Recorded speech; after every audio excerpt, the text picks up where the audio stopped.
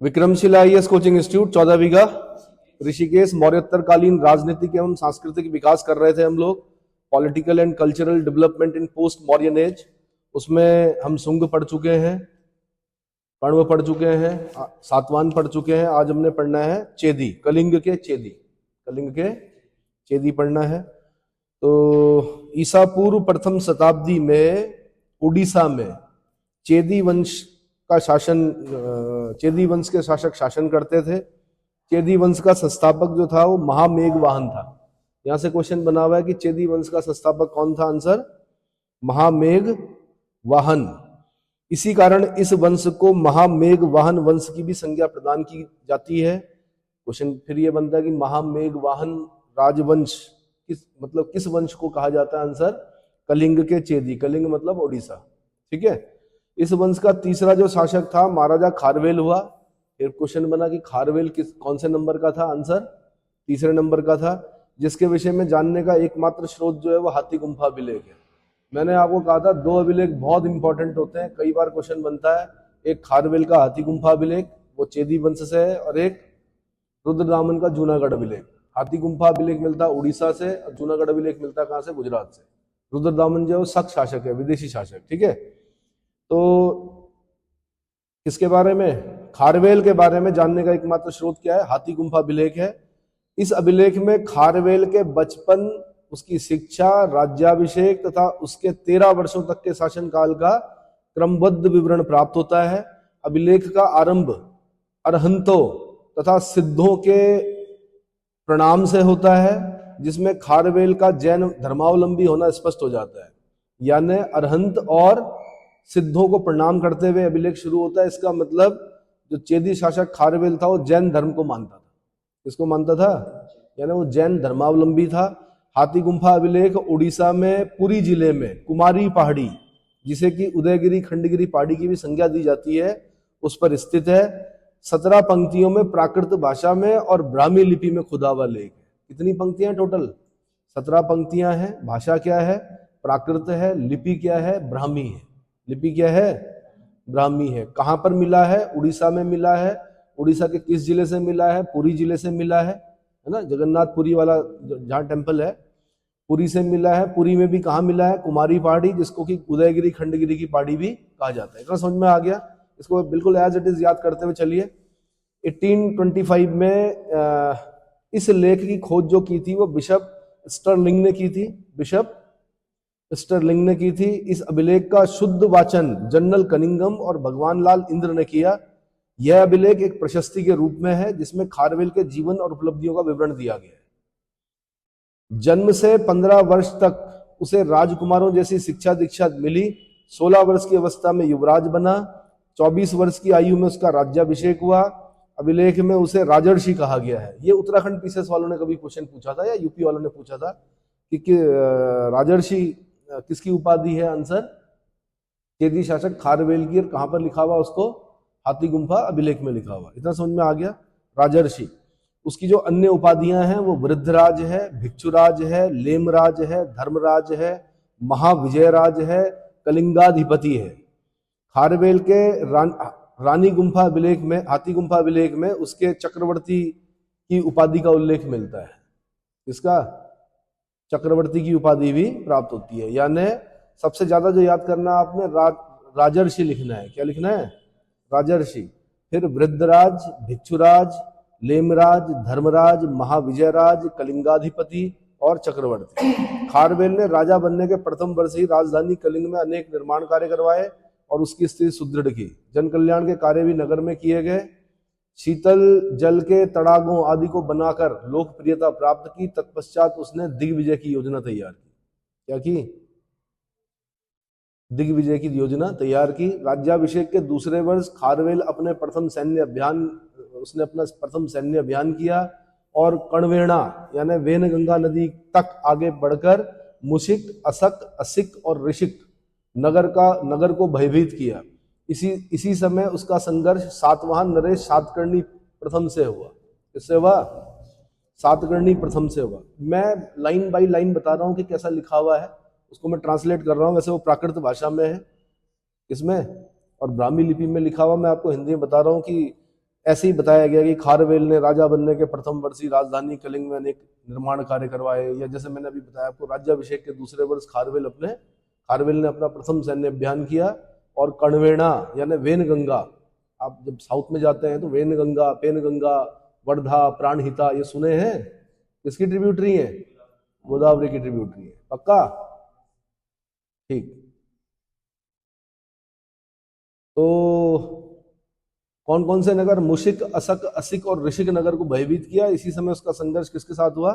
सातवाहन नरेश सातकर्णी प्रथम से हुआ। अब ये क्वेश्चन पूछ सकता है आपसे कि चेदी शासक खारवेल का समकालीन सातवाहन राजा कौन था? आंसर कंफर्म है, अभिलेख में लिखा हुआ है, इसका नाम सातकर्णी प्रथम। सातकर्णी प्रथम। अगला, चौथे वर्ष उसने बरार के भोजकों और अहमदनगर के रठिकों के विरुद्ध सैन्य अभियान किया। यहाँ विद्याधर नामक जैनियों की एक शाखा को उसने संरक्षण प्रदान किया और उन्हें प्रचुर दान दिया। जैन धर्म को दिए गए दान का यह पहला अभिलेखीय प्रमाण, वेरी वेरी इंपॉर्टेंट। जैन धर्म को दिए गए दान का पहला अभिलेखीय प्रमाण कौन सा है? आंसर खारवेल का हाथी गुम्फा अभिलेख। खारवेल का हाथी गुम्फा अभिलेख। खारवेल ने अपने शासन के 5वें वर्ष में मगधराज महापद्मानंद द्वारा खुदवाई गई नहर का विस्तार तंसुली से कलिंग तक करवाया। अब ये यूपी पीसीएस में मैंने कहा 1998-97 वाला अगर पेपर आप देखेंगे उसके सब्जेक्ट का, तो वहां पर ये क्वेश्चन पूछा हुआ है। यानी ये मत सोचना कि आज से 25-30 साल पहले बहुत आसान हुआ करता था, ऐसा ही था भाई, बल्कि ज्यादा टफ था जब सब्जेक्ट हुआ करता था। बहुत डीप क्वेश्चन पूछे जाते थे। आप तो जीएस पढ़ रहे हो एज, यही पूछा होता कि खारवेल ने अपने शासन के 5वें वर्ष में एक मगधराज महापद्मानंद द्वारा खुदवाई गई नहर का विस्तार करके कहां से कहां तक करवाया? तो तंसुली से कलिंग तक करवाया। तंसुली से कलिंग तक करवाया। अच्छा जी, ये बता दूं मैं, खारवेल का जो हाथी गुम्फा अभिलेख है वो नहरों द्वारा सिंचाई का, जैन धर्म में मूर्ति पूजा का और जैन धर्म को भूमिदान देने से संबंधित पहला अभिलेखीय प्रमाण भी है, पहला अभिलेखीय साक्ष्य भी है। ठीक है, आगे 8वें वर्ष उसने उत्तर भारत में प्रथम सैन्य अभियान किया और गोरखगिरी यानी बाराबर की पहाड़ियों को पार करके यवनराज दिमित्र की सेना को आतंकित कर दिया। ये दिमित्र ऐसा लग रहा है जैसे डेमेट्रियस, कौन लग रहा है? तो उत्तर भारत में प्रथम सैन्य अभियान किया। गोरखगिरी किस पहाड़ी का नाम है? बराबर की पहाड़ियों का नाम है। ठीक है, गोरखगिरी की पहाड़ियों को पार किया, यवनराज दिमित्र की सेना को आतंकित किया। खारवेल ने अपने शासन के 9वें वर्ष में प्राची नदी के दोनों तरफ एक महाविजय प्रासाद का निर्माण करवाया। महाविजय प्रासाद का निर्माण करवाया। 10वें वर्ष उसने पुनः गंगा घाटी पर आक्रमण किया परंतु सफलता नहीं मिली।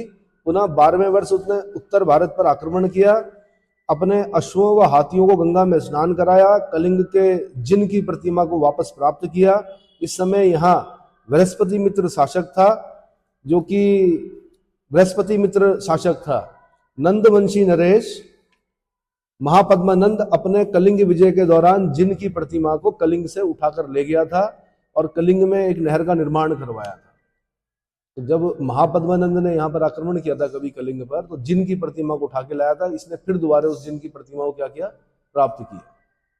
समझ में आ गया? जिन मतलब विजेता, तीर्थंकर, है ना। कलिंग में एक नहर का निर्माण करवाया था किसने? महापद्मानंद। किसने? अच्छा, खारवेल ने 11वें वर्ष दक्षिण भारत में सैन्य अभियान करके पिथुंड नगर, ये मद्रास के पास पड़ता है पिथुंड, कहां पर? यानी पिथुंड नगर मद्रास के पास, उसको जो ध्वस्त कर दिया और वहां गधों का हल चलवाया। आगे बढ़ते हुए तमिल संघ यानी चोल, चेर, पांड्य को भेदन करके पांड्य राज्य तक पहुंच गया। 12वें वर्ष पुनः दक्षिण में अभियान किया। 12वें वर्ष में ही दक्षिण अभियान के पहले उत्तर भारत में भी अभियान कर चुका था। जल और थल दोनों ही मार्गों से पांड्यों की राजधानी पर आक्रमण किया। जल मार्ग से युद्ध का यह प्राचीनतम अभिलेखीय प्रमाण है। फिर दोबारा एक प्रमाण और मिल रहा है खारवेल के हाथी गुम्फा अभिलेख से। कौन सा? जल मार्ग से युद्ध का यह प्राचीनतम अभिलेखीय प्रमाण है, अभिलेखीय साक्ष्य है। इस अभियान के दौरान पांड्य नरेश ने उसकी अधीनता स्वीकार कर ली तथा उसे मुक्तामणियों का उपहार दिया। 12वें वर्ष का यह सैन्य अभियान उसका अंतिम सैन्य अभियान था। 13वां और अंतिम वर्ष धार्मिक कृतियों के संपादन में व्यतीत हुआ उसका। खारवेल जैन धर्मानुयायी था। उसने बराबर और अहमदनगर में निवास करने वाले विद्याधर जैनियों को भूमि दान किया और वहां कुछ समय तक निवास भी किया। उसने जैन भिक्षुओं के लिए उदयगिरी खंडगिरी पहाड़ियों पर गुफाएं बनवाई। क्या की?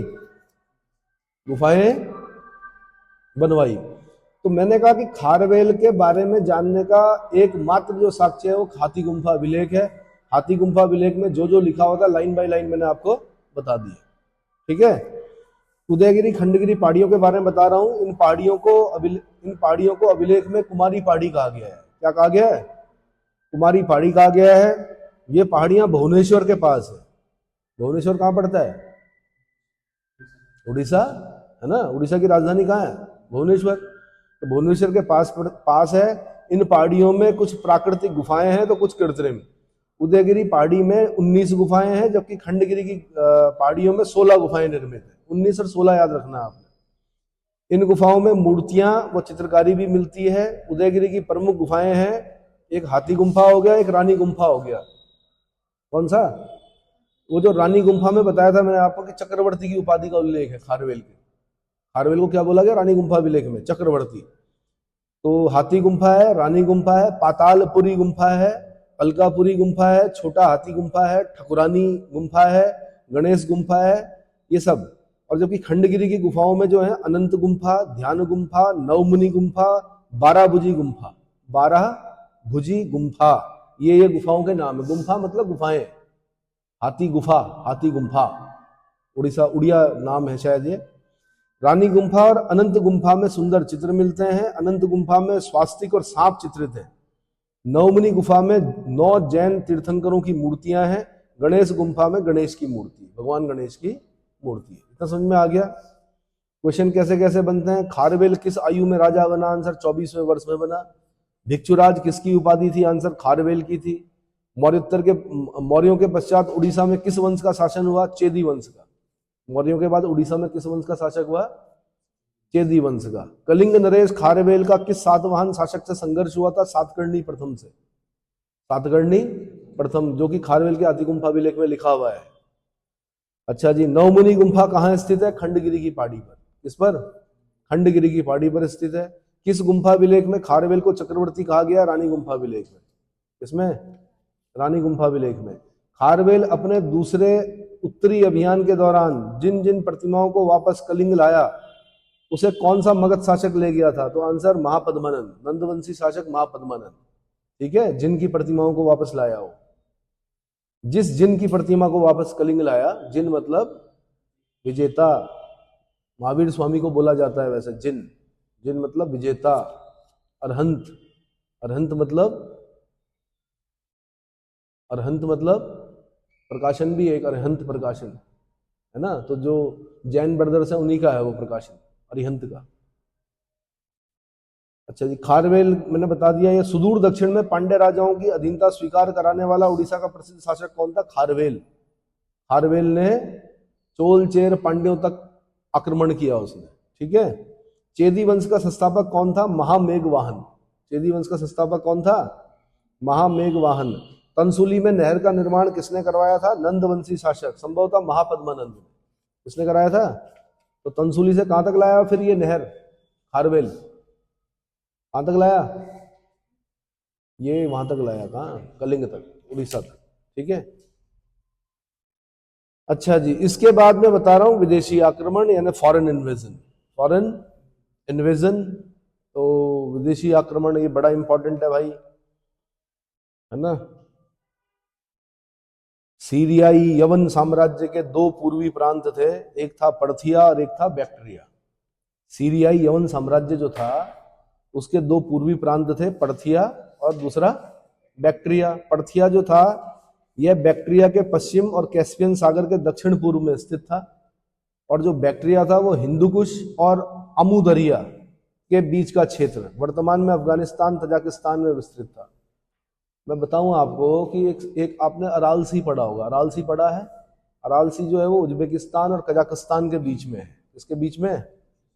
उज्बेकिस्तान और कजाकिस्तान के बीच में है। उसमें 2 नदियां गिरती हैं, सीड़ दरिया और अमू दरिया। कौन कौन सी? हालांकि उन नदियों का जल अब पहुंच नहीं रहा है कि वहां पर। किसमें? अराल सी में। है ना, उसका पानी सूख रहा है धीरे धीरे। तो सीर दरिया और आमू दरिया। तो मैंने बताया कि जो बैक्टीरिया है वो किसको बोल रहे हैं हम, हिंदू कुश माउंटेन रेंज जो है और आमू दरिया के बीच के क्षेत्र को क्या बोलते हैं, हिंदू कुश और आमू दरिया के बीच के क्षेत्र को क्या बोलते हैं, बैक्टीरिया बोलते हैं। और ये आज अगर आप देखेंगे तो ये अफगानिस्तान तजाकिस्तान में विस्तृत है, ठीक है। अब क्या हुआ, बैक्टीरिया में एक डायोडोटस हुआ। कौन हुआ, डायोडोटस। इसने विद्रोह करके स्वतंत्रता का जन्मदाता बोला जाता है इसको। उसके बाद यूथिडेमस हुआ। डायोडोटस की मृत्यु के बाद बैक्टीरिया पर अधिकार किया किसने, यूथिडेमस। फिर यूथिडेमस के बाद डेमेट्रियस वन और यूक्रेटाइड्स।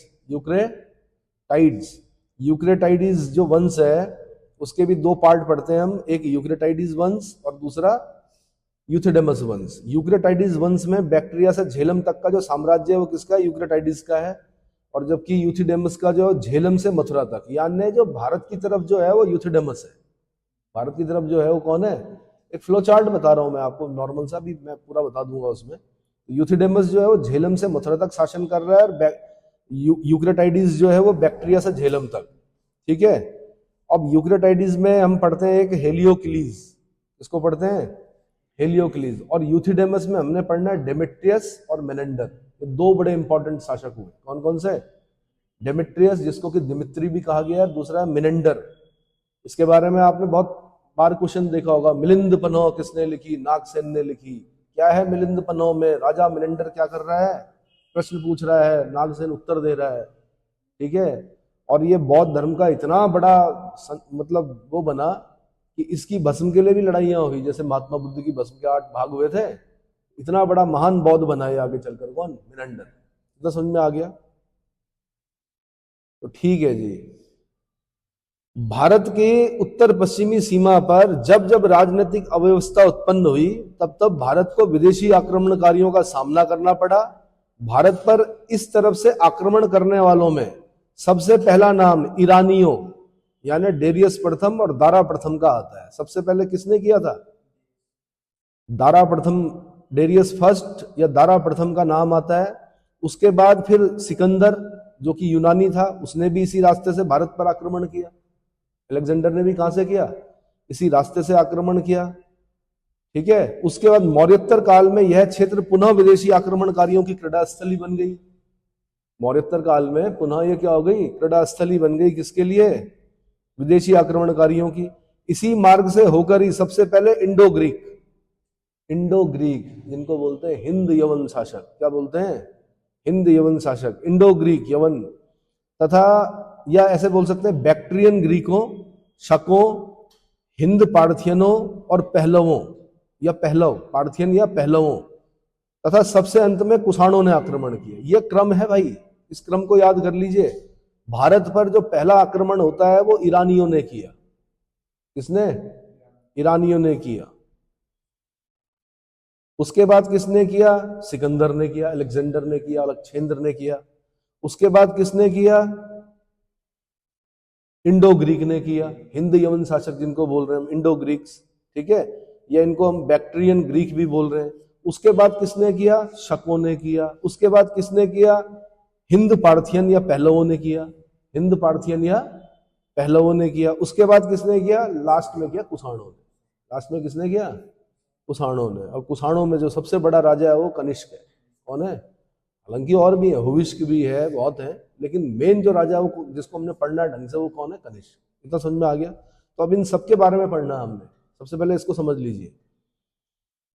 तो सबसे पहले हम पढ़ते हैं इंडो ग्रीक्स। देखो क्योंकि हमने ये तो पढ़ लिया, डेरियस दारा प्रथम के बारे में पढ़ लिया है ना, यानी ईरानियों के बारे में पढ़ लिया जो सबसे पहले आक्रमण हुआ था, अलेक्जेंडर भी पढ़ लिया। तो अब जो मौर्योत्तर काल में हम पढ़ रहे हैं सबसे पहले इंडो ग्रीक पढ़ रहे हैं, ठीक है। तो इंडो ग्रीक, हिंदी वन शासकों का इतिहास जानने वाले जो प्रमुख स्रोत हैं, भारतीय ग्रंथों में उनका उल्लेख, एक तो भारतीय ग्रंथों में उनका उल्लेख हुआ, दूसरा यूनानी क्लासिकल लेखकों का विवरण, यूनानी क्लासिकल लेखकों का विवरण, तीसरा यवन शासकों के अभिलेख और उनके सिक्के, यवन शासकों के अभिलेख और उनके सिक्के।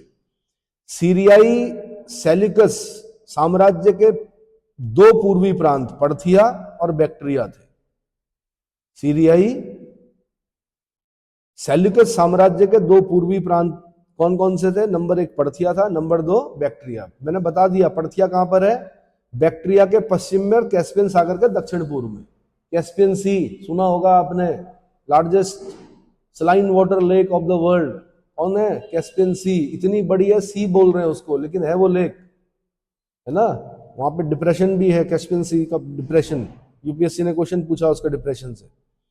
अच्छा जी, दूसरा हो गया मैंने कहा बैक्ट्रिया। बैक्ट्रिया कहां बताया मैंने आपको? हिंदू कुश और आमू दरिया के बीच का क्षेत्र, जो कि आज अफगानिस्तान और तजाकिस्तान में पड़ता है। इतना क्लियर हो गया? ठीक। अब क्या होता है, सीरियाई सेल्यूकस साम्राज्य के दो पूर्वी प्रांत पर्थिया और बैक्ट्रिया थे, जहां सीरियाई नरेश ने अपने गवर्नर नियुक्त कर शासन करते थे। एंटियोकस सेकंड के शासन काल में, यानी 261 से 246 बीसी में, पर्थिया आर्सेक्स के नेतृत्व में तथा जो बैक्ट्रिया है वो डायोडोटस के नेतृत्व में विद्रोह करके अपने आप को स्वतंत्र घोषित कर दिए। कौन कौन? कौन कौन? जब एंटियोकस सेकंड जब शासन कर रहा था 261 से 246 बीसी के बीच में, तो जो पर्थिया था वो आर्सेक्स के नेतृत्व में स्वतंत्र हो गया, और जो बैक्ट्रिया था वो डायोडोटस के नेतृत्व में मतलब विद्रोह हुए और उन्होंने अपने आप को क्या कर लिया? स्वतंत्र घोषित कर लिया। अंततः एंटियोकस थर्ड ने इस स्वतंत्रता को स्वीकार कर लिया। अंततः एंटियोकस थर्ड ने इस स्वतंत्रता को स्वीकार कर लिया। डायोडोटस की मृत्यु के बाद उसके पुत्र की हत्या करके बैक्ट्रिया पर यूथिडेमस ने अधिकार कर लिया। डायोडोटस की मृत्यु के बाद उसके पुत्र की हत्या करके बैक्ट्रिया पर यूथिडेमस ने अधिकार कर लिया। इसी समय 206 ईसा पूर्व में सीरियाई नरेश एंटियोकस थर्ड ने यूथिडेमस से संधि करके बैक्ट्रिया की स्वतंत्रता को स्वीकार कर लिया। पोलिबियस के अनुसार एंटियोकस थर्ड हिंदू कुश पर्वत पार करके भारतीय नरेश सुभगसेन पर आक्रमण किया। एंटियोकस थर्ड ने हिंदू कुश पार करके भारतीय नरेश सुभगसेन पर आक्रमण किया तथा उससे 500 हाथी उपहार में प्राप्त किए। अभी तक आपने सिर्फ इतना पढ़ा है, एंटियोकस पढ़ा है आपने। अब मैं बता रहा हूं आपको, ये एंटियोकस थर्ड हिंदू कुश पर्वत को पार करके सुभगसेन पर आक्रमण करता है और 500 हाथी, भारतीय हाथी प्राप्त करता है। बैक्ट्रिया के स्वतंत्र यवन शासक ही भारत पर आक्रमण कर कुछ क्षेत्रों पर अधिकार किया इन्होंने। यूथिडेमस के काल तक भारत पर आक्रमण नहीं हुआ था, परंतु उसके उत्तराधिकारी डेमेट्रियस प्रथम यानी दमित्र भी बोलते हैं इसको, डेमेट्रियस को क्या बोलते हैं? दमित्र ने भारत पर सर्वप्रथम आक्रमण किया। पुष्यमित्र शुंग के समय जो यवन आक्रमण हुआ था उसका नेता यही डेमेट्रियस था। कौन कौन डेमेट्रियस? मैंने कहा यूथिडेमस वंश में 2 राजा पढ़ने हमने खाली। झेलम से मथुरा तक के बीच का जो क्षेत्र है वो किसके अंडर में है? यूथिडेमस के अंडर में। उसमें 2 राजा पढ़ने हमने, एक डेमेट्रियस, दूसरा मिनेंडर। दूसरा कौन पढ़ना है? मिनेंडर। थोड़ा कंफ्यूजिंग है ये वाला इतिहास, लेकिन मैंने कहा याद करना पड़ेगा, ठीक है। पुष्यमित्र शुंग के समय जो यवन आक्रमण हुआ था उसका नेता डेमेट्रियस ही था। इसके साथ इसका भाई एपोलोडोटस तथा सेनापति मिनेंडर भी था। एपोलोडोटस भाई था और सेनापति कौन था? मिनेंडर था। इतना समझ में आ गया। जब डेमेट्रियस भारत विजय में संलग्न था तभी सीरियाई नरेश एंटियोकस फोर्थ ने अपने सेनापति यूक्रेटाइडीज को पूर्वी प्रदेशों को जीतने के लिए भेजा। डेमेट्रियस से यूक्रेटाइडीज ने बैक्ट्रिया छीन लिया और आगे बढ़कर यूथिडेमस वंश से झेलम नदी तक का क्षेत्र पर अधिकार कर लिया। इस प्रकार डेमेट्रियस का राज्य अब केवल पूर्व में पंजाब और सिंध तक ही सीमित रह गया। बाद में यूक्रेटाइडीज ने सीरियाई नरेश से अपने आप को स्वतंत्र करा लिया। इस प्रकार भारत में 2 यवनवंशी शासकों के राज्य कायम हो गए। कौन कौन से? यूक्रेटाइडीज और यूथिडेमस। यूक्रेटाइडीज का इंपॉर्टेंट ये है, कहानी उतनी इंपॉर्टेंट नहीं है जितना कि ये है कि यूक्रेटाइडीज कहां पर शासन कर रहे थे? बैक्ट्रिया से झेलम तक। और सबसे पहले ये भी पता होना चाहिए कि बैक्ट्रिया है कहां, तो मैंने आपको बता दिया, हिंदू कुश से आमू दरिया के बीच का क्षेत्र क्या है? बैक्ट्रिया है। और किसको बोल रहे हैं बैक्ट्रियम? अफगानिस्तान और तजाकिस्तान का कुछ पार्ट जो है उसको बैक्ट्रिया बोल रहे हैं, ठीक है। अब बैक्ट्रिया से झेलम तक यूक्रेटाइडीज शासन कर रहा है, इसमें हेलियोक्लीज को पढ़ना है हमने। और झेलम से मथुरा तक यूथिडेमस वंश शासन कर रहा है, जिसमें हमने 2 राजा पढ़ने हैं, डेमेट्रियस और मिनेंडर। क्लियर हो गया? अब यानी भारत में 2 यवनवंशी शासकों का राज्य कायम हो गया।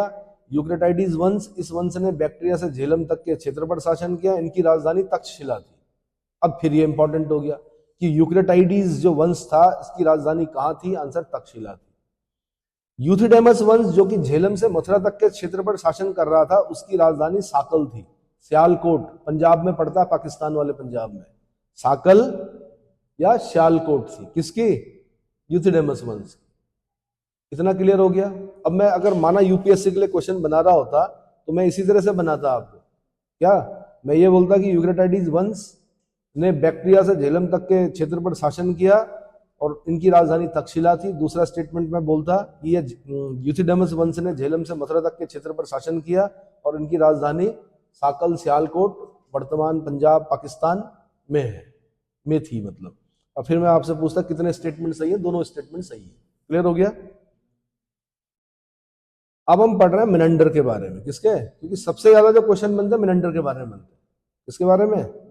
मेनेंडर। तो यूथिडेमस वंश में डेमेट्रियस के पश्चात मेनेंडर शासक बना। ये किसका? डेमेट्रियस का सेनापति था मेनेंडर। डेमेट्रियस का सेनापति। डेमेट्रियस का भाई का नाम था अपोलोडोटस और उसके सेनापति का नाम था मेनेंडर। ये शासक बना। ठीक है, यह डेमेट्रियस का सेनापति रह चुका था। इसका विवाह डेमेट्रियस की पुत्री अगैथोक्लीज के साथ हुआ था। किसके साथ? अगैथोक्लीज के साथ हुआ था। मेनेंडर के यानी दामाद था ये, एक तरह से सेनापति भी था और दामाद भी था। किसका? डेमेट्रियस का। मेनेंडर का शासनकाल जो है 155 ईसा पूर्व से 130 ईसा पूर्व माना जाता है। 155 ईसा पूर्व से 130 ईसा पूर्व माना जाता है। यूनानी लेखक मेनेंडर को महान विजेता बताते हैं। स्ट्रैबो के अनुसार उसने सिकंदर से भी अधिक प्रदेश जीते थे। सिकंदर से भी अधिक प्रदेश जीते थे। वह हाइफेनिस जो है वो व्यास नदी को बोलते हैं। व्यास का जो वैदिक नाम है वो विपाशा है। जब आप क्रम पढ़ रहे होते हैं नदियों का भारत में, तो इंडस, झेलम, चिनाब, रावी, व्यास, सतलुज, ये सही क्रम है। क्या क्रम है? झेचीरा, इंडस, झेचीरा, झेलम, चिनाब, रावी, व्यास और सतलुज। उसमें मैंने आपको वैदिक नाम बता रखे हैं इन सब के, लेकिन आपको यूनानी नाम भी पढ़ने हैं। जैसे अलेक्जेंडर के समय में झेलम का युद्ध हुआ था तो हाइडेस्पीस बोलते हैं वो उसको, यूनानी क्या बोलते हैं? ऐसे ही यहां पर यूनानी हाइफेनिस बोल रहे हैं व्यास नदी को, और इसेमस बोल रहे हैं यमुना को। इसेमस किसको बोल रहे हैं? यमुना को। यम की बहन यमुना, यमुनोत्री से, है ना। इतना समझ में आ गया भाई? तो मैंने कहा यूनानी लेखक बताते हैं कि मेनेंडर एक महान विजेता था। स्ट्रैबो बताता है कि उसने अलेक्जेंडर से भी अधिक प्रदेश जीते थे और वह हाइफेनिस यानी व्यास नदी को पार करके इसेमस यानी यमुना नदी तक के प्रदेश पर अधिकार कर लिया था और उसकी राजधानी साकल सियालकोट थी। अब इसेमस क्यों बोल रहे हो? क्योंकि मथुरा जो है ना वो यमुना नदी के तट पर है। मथुरा किसके तट पर है? यमुना। गंगा जमुना तहजीब पता है ना आपको? आगे चलकर पढ़ना है आपने गंगा जमुना तहजीब। गंगा के किनारे जितने भी हिंदू तीर्थ स्थल बड़े बड़े जो हैं वो गंगा के किनारे हैं, और मुस्लिमों द्वारा जो बड़े बड़े नगर बसाए गए वो यमुना के किनारे बसाए गए। इसलिए बोलते हैं गंगा जमुना तहजीब। इस देश में हिंदू और मुस्लिम क्या रहे? एक साथ रहते हैं। तो यमुना के किनारे, जैसे दिल्ली देखा होगा आपने, किसके किनारे? यमुना। किसने बसाया? भाई शाहजहानाबाद, शाहजहां ने इतना बड़ा लाल किला बनाया। ऐसी आगरा, आगरा सुना है, वो भी यमुना के किनारे है। हाँ जी, किसने बसाया? सिकंदर लोदी ने बसाया। उसके सिपाही ने कहा आगे रहा है सुल्तान, आगे रहा है, नाम पड़ गया वहां का आगरा। समझ में आया? आज तो आगरा किसके लिए? पेठे के लिए प्रसिद्ध है। ताजमहल, पेठा और लेदर वर्क। क्या? अच्छा जी। मेनेंडर और उसके पुत्र स्ट्रेटोफर्स्ट की मुद्राएं मथुरा से मिली। कहां से? मथुरा से मिली हैं। इससे मथुरा पर उसका आधिपत्य प्रमाणित होता है। स्वात तथा बाजौर प्रदेश से मेनेंडर के 2 मृदभांड तथा शिवकोट से उसके शासनकाल के 5वें वर्ष के एक धातुगर्भ मंजूषा लेख प्राप्त होता है। स्वात जो नदी घाटी है, स्वात नदी जो है वो पाकिस्तान में पड़ती है। बल्कि जब हम वैदिक काल पढ़ रहे थे तो वहां पर हमने पढ़ा था कि स्वात नदी घाटी से घोड़े के बलि के प्रमाण भी मिले हैं। स्वात नदी घाटी से घोड़े के बलि के प्रमाण भी मिले हैं। तो स्वात और बाजौर प्रदेश से मेनेंडर के 2 मृदभांड मिलते हैं। शिवकोट से उसके शासनकाल के 5वें वर्ष की एक धातुगर्भ मंजूषा लेख प्राप्त होता है। उसकी कुछ मुद्राओं पर ऊंट का चित्र मिलता है। किसका? ऊंट का चित्र मिलता है, जिससे राजपुताना पर उसका आधिपत्य प्रमाणित होता है। राजपुताना पर उसका आधिपत्य प्रमाणित होता है। इस प्रकार मेनेंडर का साम्राज्य कपिशा, पंजाब, सिंध, माध्यमिका, माध्यमिका बोलते हैं राजपुताना को, माध्यमिका किसको बोलते हैं? राजपुताना, भड़ौच, बुंदेलखंड, मथुरा तक विस्तृत था। उसके कतिपय सिक्कों पर धर्मचक्र, धमीय और महरजस अभिकस मेनेंडरस, क्या नाम, क्या उपाधि मिलती है? महरजस, महरजस मतलब महाराजा, जैसे हम महाराजा बोलते हैं ना, तो महरजस, अभिकस और मेंडरस की उपाधियां मिलती हैं। पेरीप्लस ऑफ द एरिथ्रिन सी के अनुसार मेनेंडर के सिक्के भड़ौच यानी बेरीगाजा तक प्रचलित थे। मैंने आपको बताया था कि पेरीप्लस ऑफ द एरिथ्रिन सी एक किताब है, कोई एक नाविक था जो घूमा, उसने पूरा लिखा, उसमें विवरण लिखा, लेकिन वो किसने लिखा वो अज्ञात है। और जो एरिथ्रियन सी है वो किसके बारे में बताया गया? लाल सागर को बोल रहा है एरिथ्रियन सी, किसके बारे में? रेड सी। तो पेरीप्लस के अनुसार यानी पेरीप्लस ऑफ द एरिथ्रियन सी के अनुसार मेनेंडर के सिक्के भड़ौच, भारूकच या बेरीगाजा, बेरीगाजा कौन बोल रहे हैं? इसको यूनानी बोल रहे हैं, इंडो ग्रीक बोल रहे हैं, तक प्रचलित थे। मेनेंडर की पहचान नागसेन कृत मिलिंद पढ़ो, मिलिंद पढ़ो यानी मिलिंद अर्थात मेनेंडर और बौद्ध भिक्षु नागसेन के मध्य वार्तालाप के मिलिंद से की जाती है। इसके अनुसार महान बौद्ध भिक्षु नागसेन, महान बौद्ध भिक्षु नागसेन मिलिंद की गूढ़ प्रश्नों के उत्तर देते हैं और नागसेन के प्रभाव में जो मिलिंद है वो बौद्ध बन जाता है। इसमें यह भी कहा गया है कि मिलिंद अपने पुत्र के पक्ष में गद्दी त्याग कर बौद्ध भिक्षु बन गया, परंतु उसके बौद्ध भिक्षु बनने पर इतिहासकारों का मतैक्य नहीं है, एक मत नहीं है इतिहासकारों का। क्षेमेंद्र द्वारा रचित अवदान कल्पलता, ये बड़ा आता है, क्षेमेंद्र की दो किताबें आती है, एक बृहत कथा मंजरी क्षेमेंद्र की है, बृहत कथा मंजरी है, दूसरी अवदान कल्पलता। तो क्षेमेंद्र द्वारा रचित अवदान कल्पलता के अनुसार मेनेंडर ने अनेक स्तूपों को बनवाया था। प्लूटार्क के अनुसार मेनेंडर की मृत्यु के बाद उसके अवशेषों को लेकर अनेक नगरों में संघर्ष हुआ और प्रत्येक नगर में उसके ऊपर स्तूपों का निर्माण हुआ। जैसे महात्मा बुद्ध की भस्म के ऊपर स्तूप बने थे, 84,000 स्तूप अशोक ने बनवाए थे, वैसे इसकी भस्म के ऊपर भी क्या हुआ? अनेक स्तूपों का निर्माण हुआ। ठीक है, इससे पूर्व महात्मा बुद्ध के अवशेषों पर 8 राज्यों में 8 स्तूपों का निर्माण करवाया गया। कितने? 8 राज्यों में 8 स्तूपों का निर्माण कराया गया था। उसी में से फिर कुछ पार्ट खुदवा कर अशोक ने क्या किया? 84,000 स्तूप बनाए थे। ये किंवदंतियां बताती हैं। उनको तुड़वा दिया था बाद में, किसने? पुष्यमित्र सुंग ने, शायद ये पढ़ा था हमने।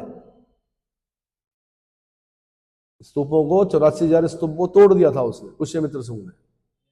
है इतना समझ में आ गया?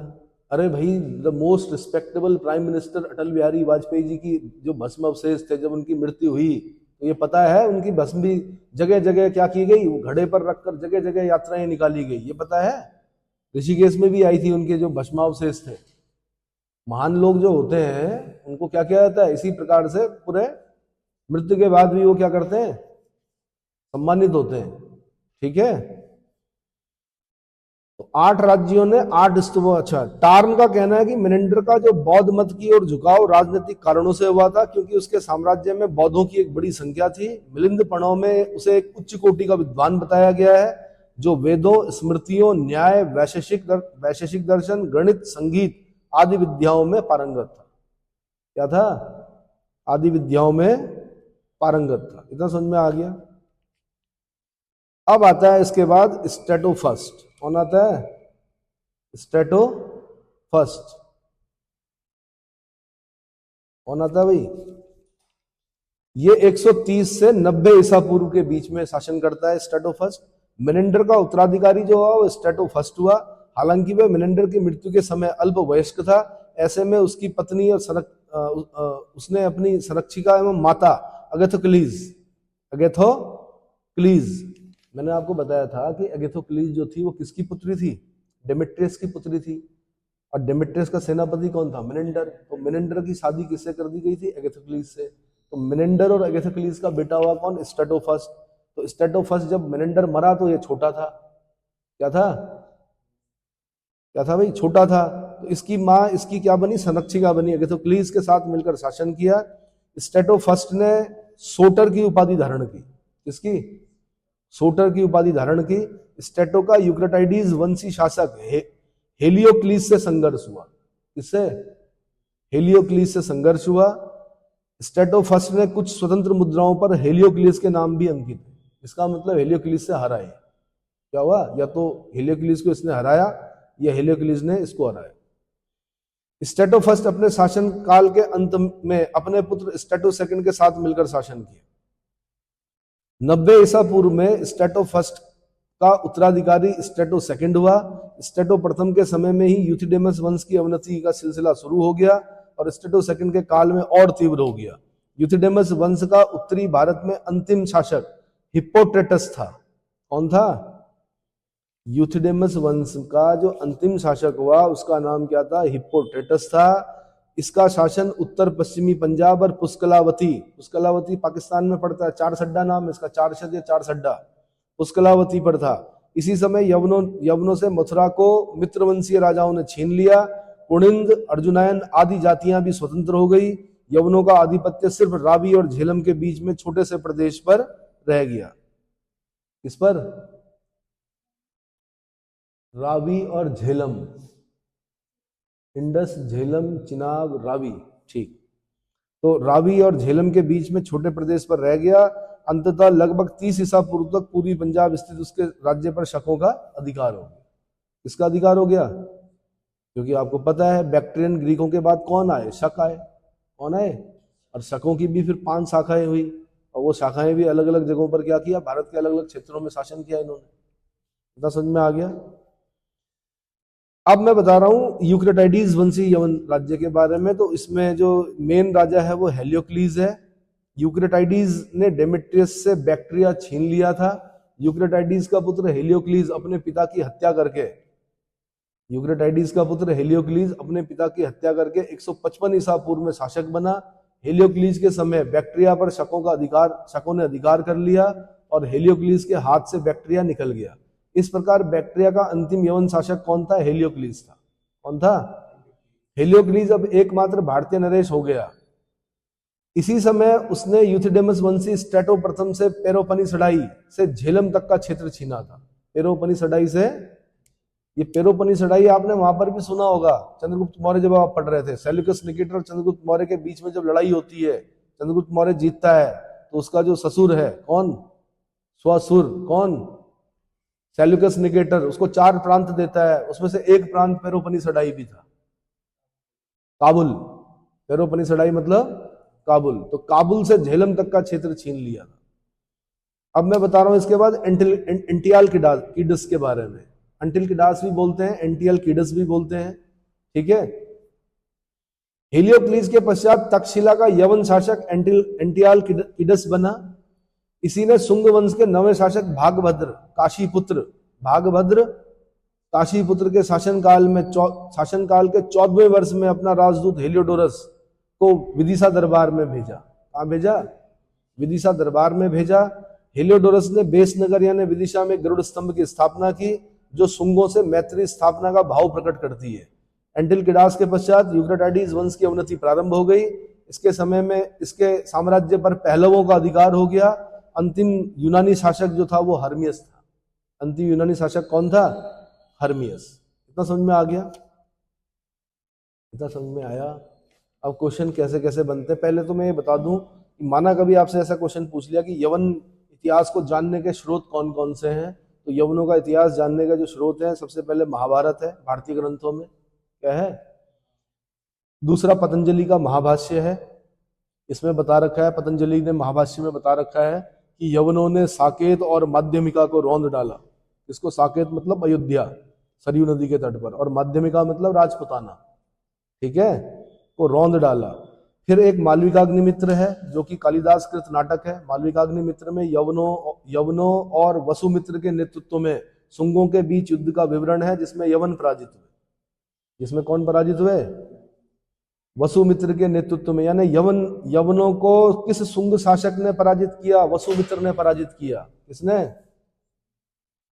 फिर एक कात्यायनकृत गार्गी संहिता है। इस संहिता में युग पुराण अध्याय में वर्णित है कि यवन आक्रांता साकेत पांचाल मथुरा की विजय करते हुए कुसुमपुर कुसुमध्वज पाटलिपुत्र तक पहुंच गए, परंतु आपस में वैमनस्य होने के कारण मध्य भारत में नहीं रुक सके।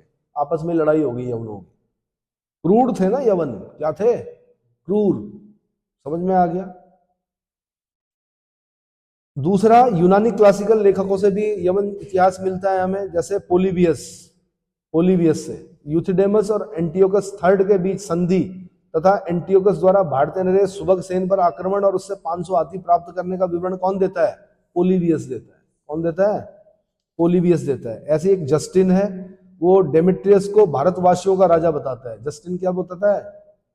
डेमेट्रियस को यानी दिमित्र को भारतवासियों का राजा बताता है। फिर पेरिप्लस ऑफ द एरिथ्रियन सी, जिसका लेखक अज्ञात है, वो बताता है कि भृगुकच्छ में मिनेंडर के सिक्के देखे उसने।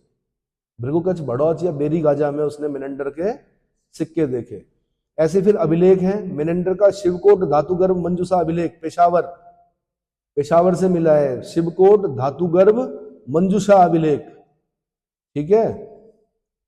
फिर एक रेह अभिलेख है, ये फतेहपुर उत्तर प्रदेश से प्राप्त हुआ है। रेह अभिलेख कहां से प्राप्त हुआ है? फतेहपुर उत्तर प्रदेश से। फिर कुछ सिक्के मिले हैं, हिंद यवन शासकों के सिक्के उत्तर पश्चिमी और मध्य भारत से प्राप्त हुए हैं। हिंद यवन शासकों के संदर्भ में सिक्के सबसे इंपॉर्टेंट है, बहुत ही महत्वपूर्ण। इतना क्लियर हो गया। अब क्वेश्चन कैसे बनते हैं भाई? पहला ईरानी शासक जिसने भारत के कुछ भागों को अपने अधीन किया था, उसका नाम था दारा। क्या नाम था? डेरियस प्रथम, दारा सिंह नहीं, दारा प्रथम, है ना। दारा सिंह जी याद आ गए मेरे को, ठीक है। बड़े पहलवान व्यक्ति थे, हनुमान जी का रोल किया उन्होंने रामायण में।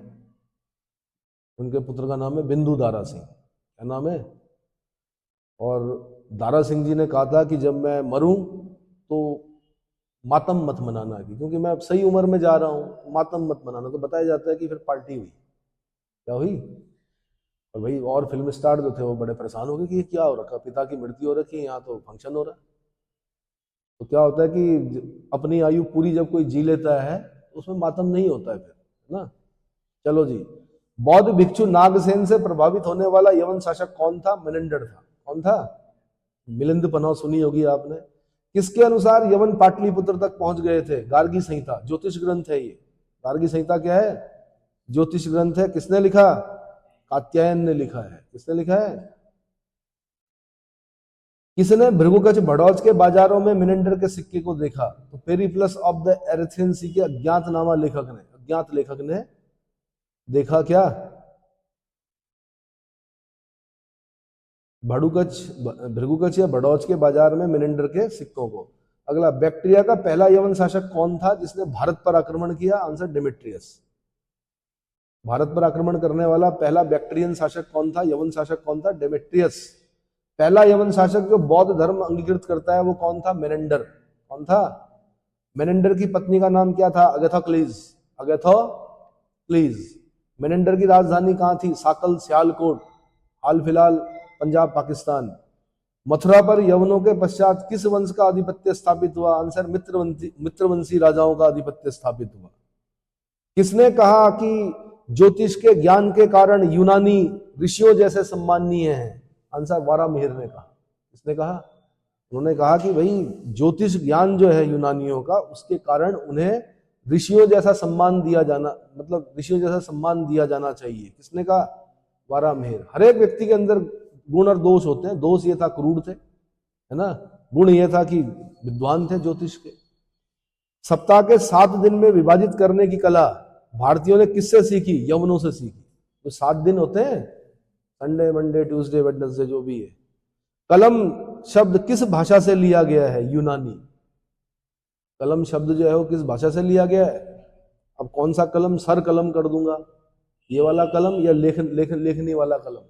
यूनानी भाषा का शब्द है। अब ये हिंदी में पढ़ते हैं आप, देशज शब्द, विदेशी शब्द पढ़ते हो, तो कलम शब्द जो है यूनानी भाषा का शब्द है। भारत में लेख युक्त सिक्कों का प्रचलन सर्वप्रथम किसने कराया? आंसर, यवनों द्वारा। और ये भी ध्यान रखना, उत्तराखंड पीसीएस में पूछा गया कि सोने के सिक्के सबसे पहले भारत में किसने जारी किए? तो इंडो ग्रीक्स ने किए। किसने किए? हिंद यवन शासकों के द्वारा लेख युक्त। भारतीय संस्कृत नाटक सुखांत होते थे, यूनानी नाटक कैसे होते थे? दुखांत। यूनानी नाटक कैसे होते थे? दुखांत। अब जैसे मैंने कहा नहीं आपको, एक पिक्चर है आनंद, देखी है? राजेश खन्ना, उस समय के सुपरस्टार, पहले सुपरस्टार राजेश खन्ना, और अमिताभ बच्चन अपना कैरियर शुरू ही कर रहे थे। एक पिक्चर आई, कौन सी? आनंद। और उसमें क्या हो गया? उसी में पहली बार बचपन में हमने सुना था कि कैंसर हो गया किसको, आनंद को, किसको, और लास्ट में आनंद क्या हो जाता, मर जाता है। तो दुखांत जो है वो भी सुपर हिट हुई। हालांकि जो अधिकतर पिक्चर है हमारे यहाँ क्या है कि शादी हो जाती है, बस बड़ा संघर्ष करना पड़ता है। अंग्रेज जब देखते हैं हमारी पिक्चरों को वो कहते हैं शादी के लिए इतना संघर्ष करना पड़ता है, इतने बदले लेने पड़ते हैं इस देश में। नहीं आया समझ में। लास्ट में क्या दिखाते हैं, विवाह हो गया, चलो भाई सुखांत, है ना। ठीक है चलो। भारतीय संस्कृत नाटक क्या होते थे, भारतीय संस्कृत नाटक सुखांत होते थे, यूनानी नाटक कैसे होते थे, दुखांत। इसका मतलब हम बड़े पॉजिटिव लोग थे। नेगेटिव जो किया यूनानी ने किया। अगला, चिकित्सा शास्त्री चरक द्वारा विद्यार्थियों के लिए बताए गए शपथ की तुलना किस यूनानी चिकित्सा शास्त्री द्वारा बताए शपथ से की जाती है, हिपोक्रेटिस। जो डॉक्टर्स होते हैं जब उनका पासिंग आउट होता है, पास आउट होते हैं वो, तो उस दिन उनको कौन सी ओथ दी जाती है, हिपोक्रेटिस ओथ दी जाती है। कौन सी, 3 इडियट में देखा होगा आपने, हिपोक्रेटिस ओथ, है ना। और ये जो चरक हैं ये किसके चिकित्सा शास्त्री हैं, ये कनिष्क, कुषाण शासक कनिष्क के राजवैद्य हैं चरक। बताया जाता है कि चरक संहिता पर भी कुछ यूनानी प्रभाव दिखाई देता है। क्या दिखाई देता है, यूनानियों का प्रभाव दिखाई देता है। और ये जो आप होम्योपैथी लेते हैं ये किसने सिखाई, यूनानियों ने। और क्या होती है होम्योपैथी में, क्या क्या चीज यूज की जाती है, अधिकतर अल्कोहल होते हैं अलग अलग प्रकार के, ये पता है, नहीं पता। अरे जीभ में नहीं डालते 2 बूंद, तो अगर बोतल पिएंगे तो भाई मरेंगे, लेकिन अगर 2-2 बूंद करके डालेंगे तो उन्होंने अल्कोहल से इलाज किया उस चीज का, इसका अनेक बीमारियों का, धीरे धीरे धीरे धीरे। तो हिपोक्रेटिस, ये समझ में आ गया। वो जो छोटी छोटी गोलियां होती हैं उनका कोई वो नहीं होता, वो तो खाली उसको एब्जॉर्ब करने वाली होती है। उनमें जो जो लिक्विड डाला जाता है, जो अल्कोहल अलग प्रकार के जो वो डाले जाते हैं, वो दवा का रूप लेती है। इसमें होम्योपैथी में, समझ में आ गया। द्रम शब्द का प्रयोग सिक्के के लिए किया जाता रहा है। यह शब्द कहां से लिया है, यवनों से। द्रम, द्रम शब्द, द्रम क्या था, एक सिक्का था। द्रम क्या था, एक बार इतना ही पूछा उन्होंने, यूपी वालों ने या उत्तराखंड वालों ने, कि द्रम क्या था, आंसर सिक्का था एक। ठीक है। एंटियालकीडस कहां का राजा था, तक्षशिला का राजा। वहीं से तो आया था वो कौन, गरुड़ स्तंभ वाला हेलियोडोरस। हेलियोडोरस को किसने भेजा था, एंटियालकीडस ने भेजा था, एंटियालकीडास ने भेजा था। कहां से भेजा था, तक्षशिला से भेजा था। हेलियोडोरस द्वारा स्थापित विष्णु ध्वज कहां है, बेसनगर में है। भिलसा बोलते हैं इसको, विदिशा भी बोलते हैं, भिलसा भी बोलते हैं, बेसनगर भी बोलते हैं, मध्य प्रदेश में है। ठीक है। डिस्ट्रिक्ट देखो इसका कौन सा है, क्या अपने आप में डिस्ट्रिक्ट है, विदिशा डिस्ट्रिक्ट होगा बिल्कुल। भारत में सांचे में ढली मुद्राओं यानी सिक्कों का प्रचलन किसने करवाया, यवनों ने। 5 मार्क कॉइन्स चलते थे हमारे यहाँ, क्या चलते थे, 5 आहत सिक्के चलते थे। इन्होंने बताया कि सिक्के ढाले जाते हैं कैसे, सांचे में गलाकर सिक्के सांचे में ढालते हैं और तब सिक्के बनते हैं। द्विभाषी लेख युक्त सिक्के को सर्वप्रथम किसने भारत में जारी किया था, डेमेट्रियस ने किया था। द्विभाषी लेख युक्त सिक्का किसने शुरू किया, डेमेट्रियस ने शुरू किया। इतना समझ में आ गया भाई। इस प्रकार से क्या है, अगले लेक्चर में मैं आपको बताऊंगा कि भारत पर यूनानियों का प्रभाव क्या पड़ा, भारत पर यूनानियों का क्या प्रभाव पड़ा। और उसके बाद हम कुषाण करेंगे, सॉरी शक और पहलव करेंगे। हम क्या करेंगे, शक और पहलव।